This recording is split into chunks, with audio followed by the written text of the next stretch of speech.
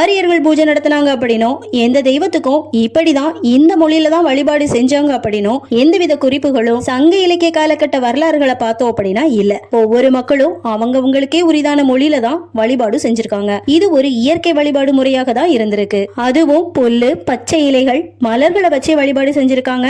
ரொம்பவும் யதார்த்தமான வழிபாடா இருந்திருக்கு. இறைவனுக்கு இது போதும் எளிமை அப்படிங்கிற மரபு தான் தமிழ் மரபு. தாய் மண்ணான ஸ்டெபி புல்வெளியிலிருந்து ஆரியர்கள் இந்தியாவுக்குள் நுழையும் போது சிந்து சமவெளி நாகரிகமானது ஒரு அழிவின் விளிம்பில் இருக்கக்கூடிய நாகரிகமா இருந்திருக்கு. இந்த ஆரியர்கள் சொல்ற விஷயம் எந்த ஒரு பூஜையாக இருந்தாலும் அது பிரம்மாண்டமாக தான் இருக்கணும்.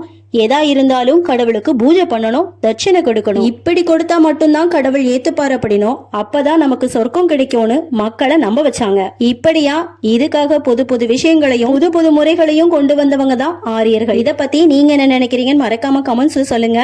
தேங்க்ஸ் ஃபார் வாட்சிங்.